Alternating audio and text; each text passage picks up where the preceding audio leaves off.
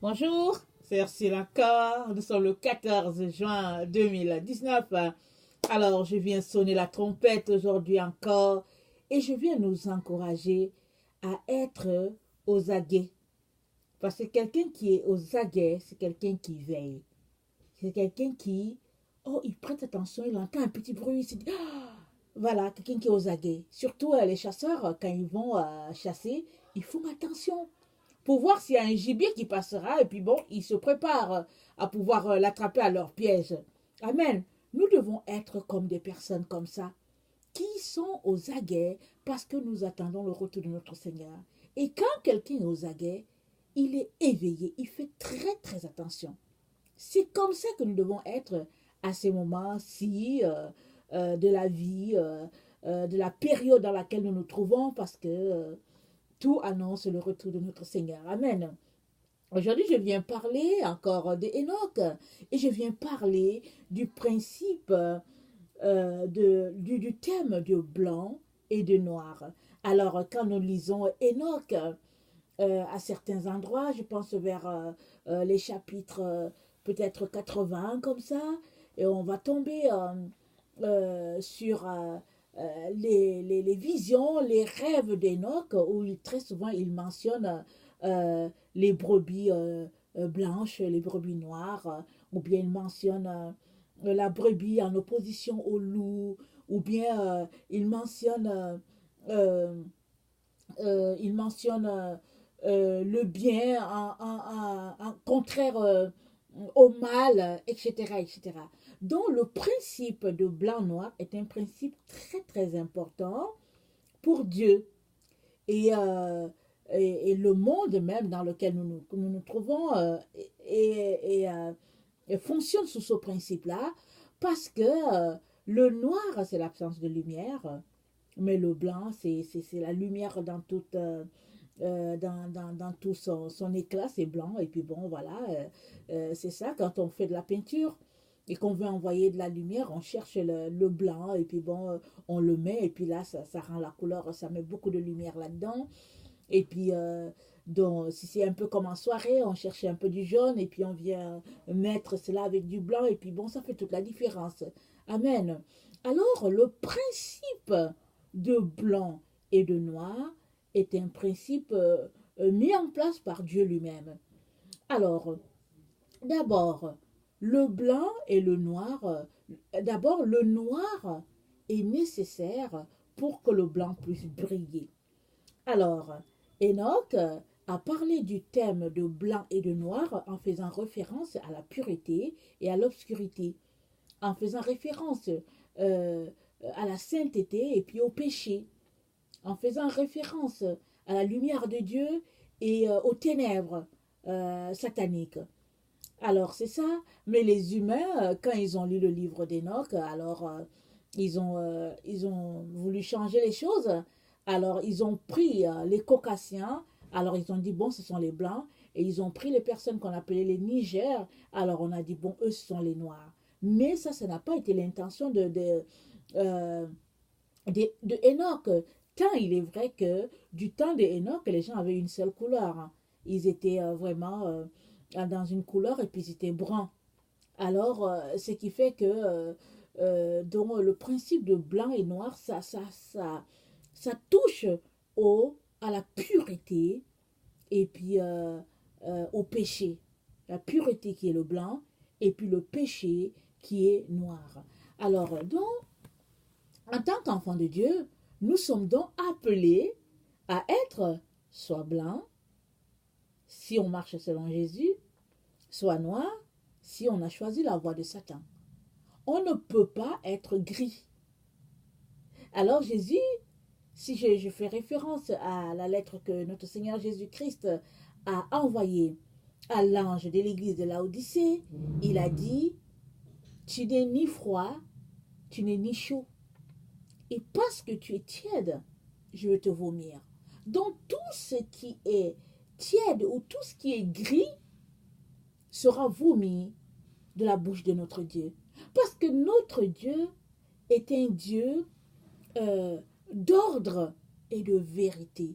Dieu est tellement vérité que il te dit que si tu ne veux pas marcher avec lui, alors ne marche pas du tout avec lui. Mais si tu fais semblant de marcher avec lui et en même temps tu joues dans la cour de Satan, alors ta reprimande sera plus que la reprimande de l'autre personne qui, au fait, a choisi sa voie claire et nette. Parce que c'est un principe de vie. C'est un principe, au fait, d'assumer ses choix.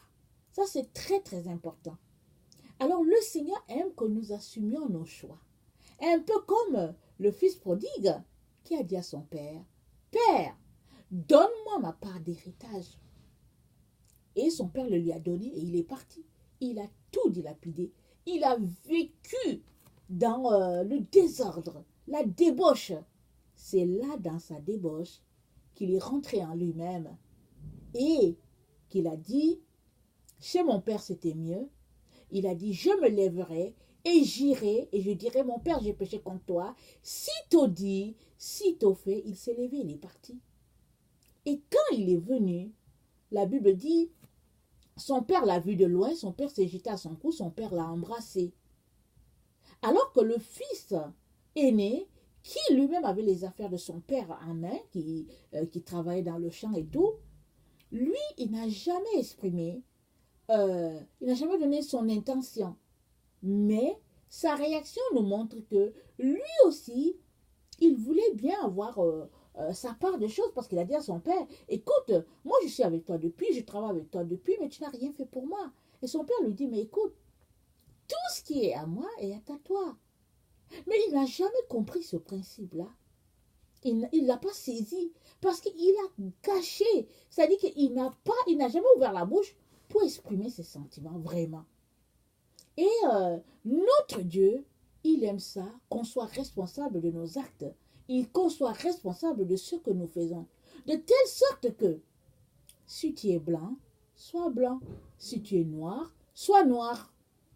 Ne fais pas semblant.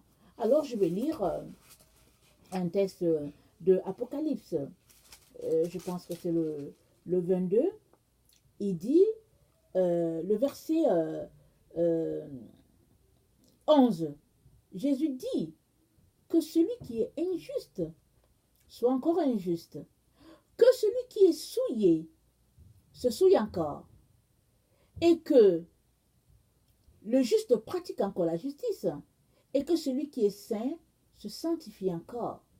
Voici, je viens bientôt, et ma rétribution est avec moi, pour rendre à chacun selon ce qu'est son œuvre. Je suis l'alpha et l'oméga, le premier et le dernier, le commencement et la fin. Jésus n'a pas dit que celui qui est injuste fasse quand même mettre un peu de l'équilibre dans sa vie afin d'être aussi un peu juste. Jésus n'a pas dit ça. Il a dit que celui qui est injuste soit encore injuste. Que celui qui est souillé se souille encore. Jésus est en train de dire, prends position et prends position pleinement. Ne fais pas semblant. Comme ce qui se passe aujourd'hui avec les enfants de Dieu, non seulement notre époque, 20e, 21e siècle, notre époque a été éduquée à trouver la culture du milieu. Alors on essaie d'être mi-figue, mi-raisin, on essaie de ne pas être trop rude, et puis quand tu prends position, on te traite de quelqu'un mal élevé, de quelqu'un qui est dur, de quelqu'un, en tout cas, on te donne tous les mots, parce que la culture veut que tu sois au milieu, que tu puisses doser tes paroles, et que, bon, voilà, que tu ne sois pas trop à l'extrême. C'est un peu ça. Alors que cette culture-là est carrément contraire à celle de Jésus. Alors, si tu veux marcher selon ton Seigneur, il est très très important que tu prennes position. Peu importe la position que tu vas prendre, tu dois prendre position parce qu'il faut que tu assumes tes choix. Le Seigneur nous a créés avec le libre arbitre et nous sommes appelés chacun pour sa part à assumer nos choix, sauf si nous sommes des enfants. Alors, quand on est enfant, alors on a quelqu'un, il y a quelqu'un qui est là, qui gère les affaires pour nous. Et très souvent, ça peut être l'un des parents, ou en tout cas, etc.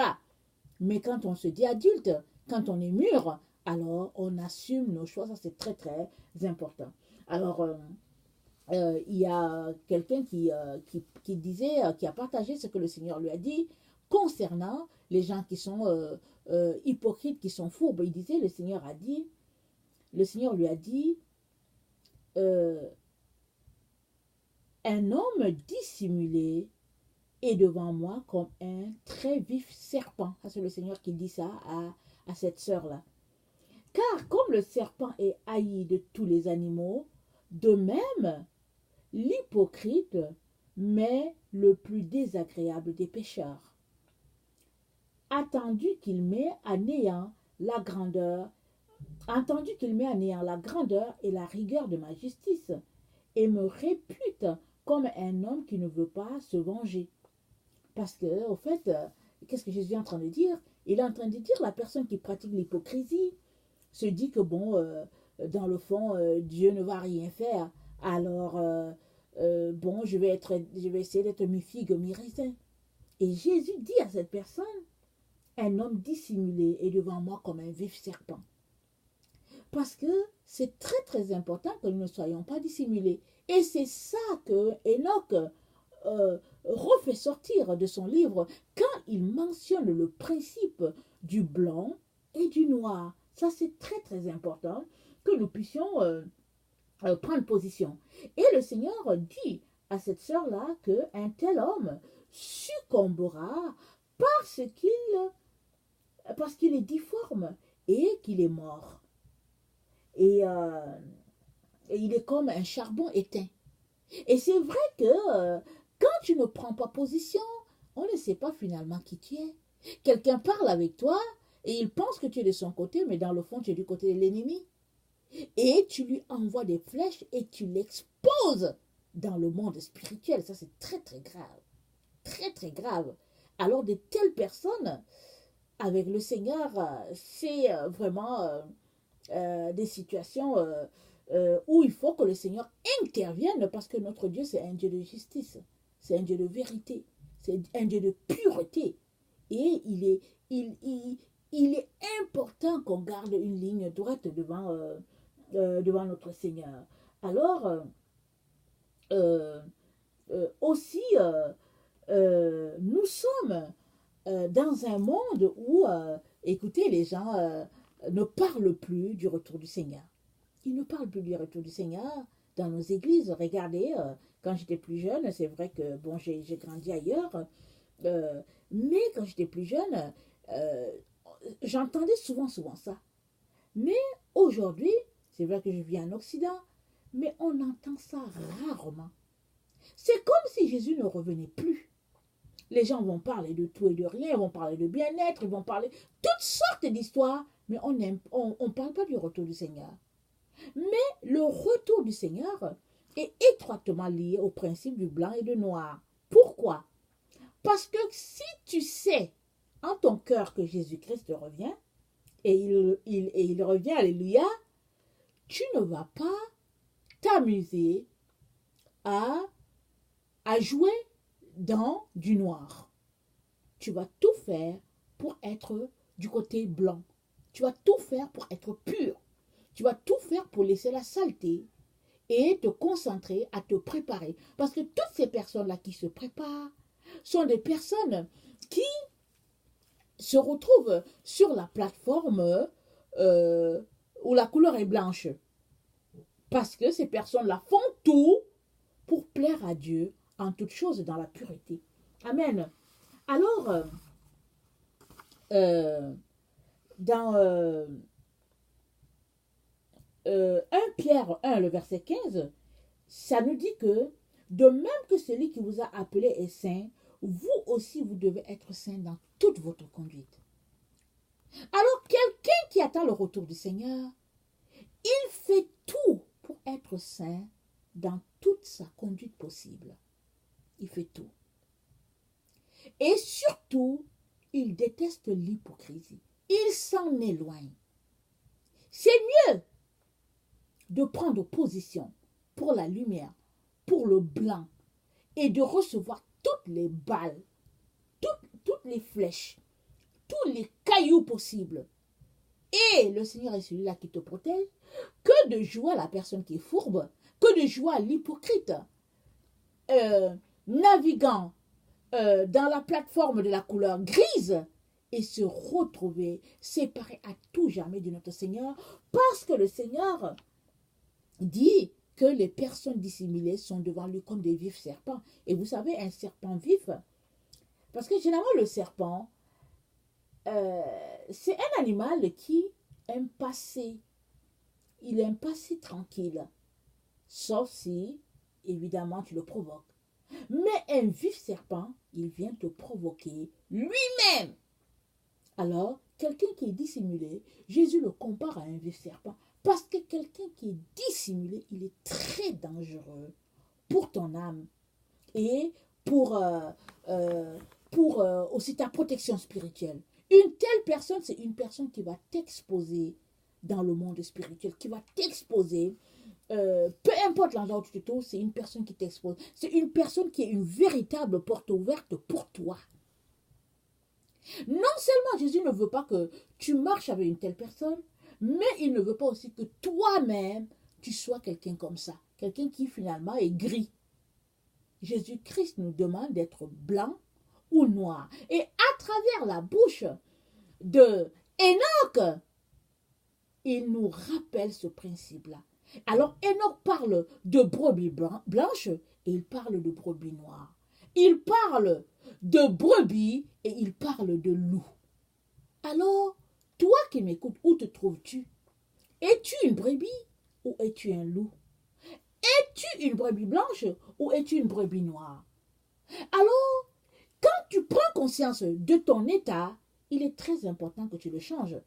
Évidemment, si tu te rends compte que tu es une brebis blanche, alors Jean, l'apôtre Jean dit que celui qui est, il dit que celui qui est juste pratique encore la justice et que celui qui est saint se sanctifie encore.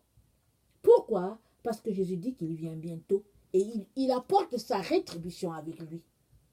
Alors mes chers frères et chères sœurs, on ne peut pas continuer de jouer. On ne peut pas continuer de se dissimuler. De faire comme si on est avec Jésus et dans le fond, on n'est pas avec Jésus.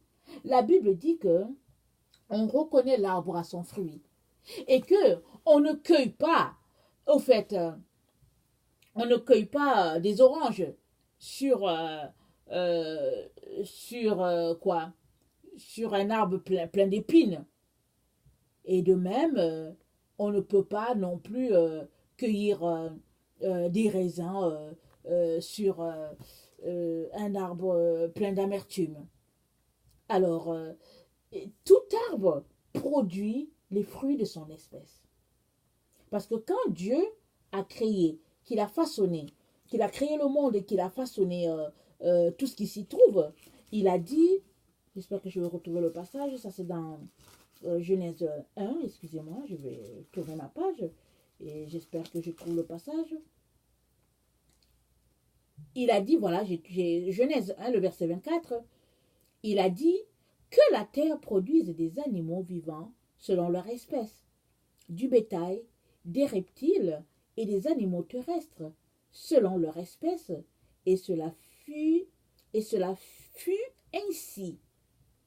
Alors, au verset,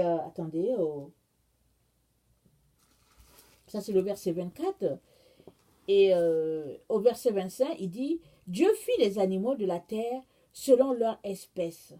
Donc, Dieu a fait que on produit, c'est-à-dire que Dieu a fait que le fruit qui sort de nous est selon notre espèce. Alors, moi je suis un être humain, je ne peux pas produire autre chose qu'un être humain.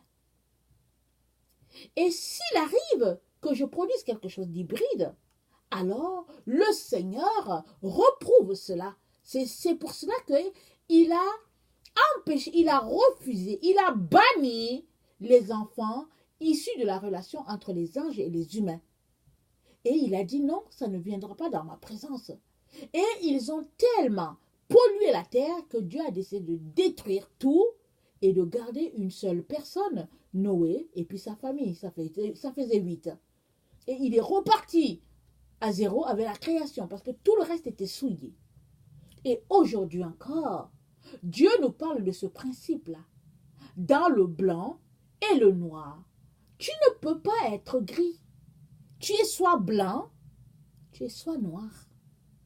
Souvent, on essaie de camoufler, parce qu'on vit dans un monde où il faut être correct socialement, entre guillemets. Alors, devant les hommes, on paraît une personne, et Dieu sait qui nous sommes en réalité. Mais Dieu nous encourage à être au dehors ce que nous sommes en dedans.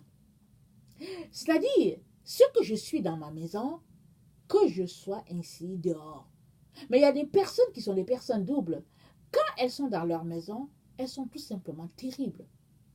Des chiens méchants, des tigres. Mais quand elles sortent, elles sont des brebis, vraiment tellement douces.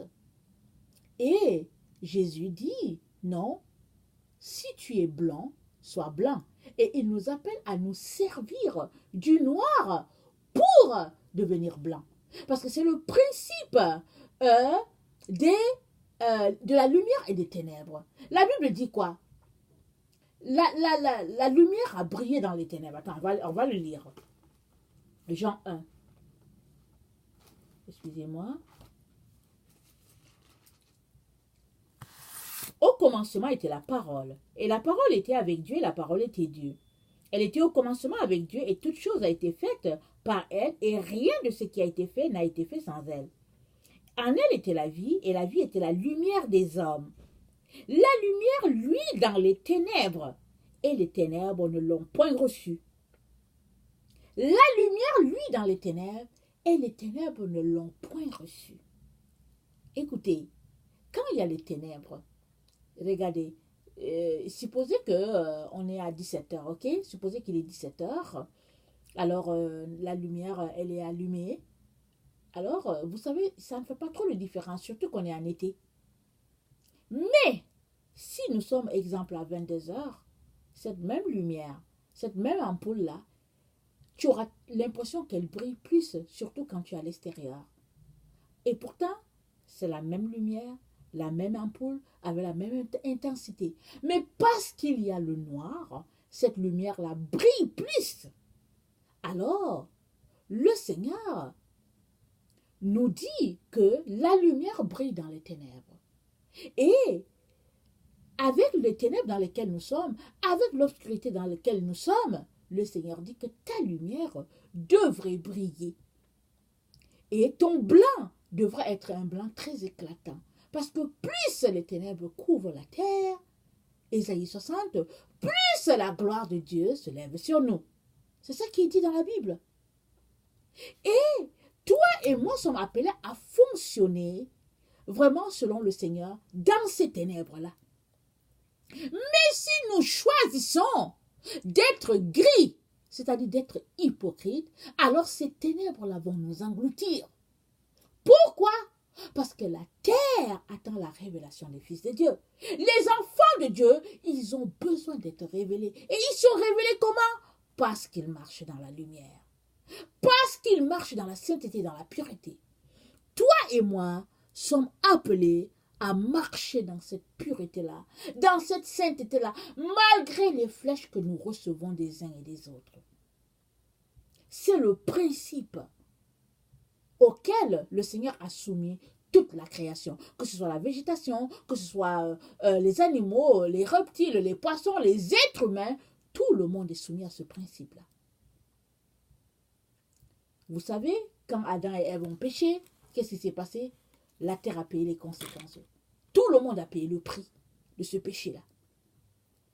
Il est donc très très important que, chers amis, chers frères, chers sœurs, que nous fassions très attention pour craindre l'Éternel. Si nous ne le craignons pas, nous allons nous retrouver à tomber dans le piège que l'ennemi a dressé pour tout le monde. Apocalypse 3, le verset 10 nous dit quoi? Parce que tu as gardé la parole de la persévérance, à ma parole, je vais aussi te garder à l'heure de la tentation qui va venir sur la terre afin d'éprouver tous les habitants.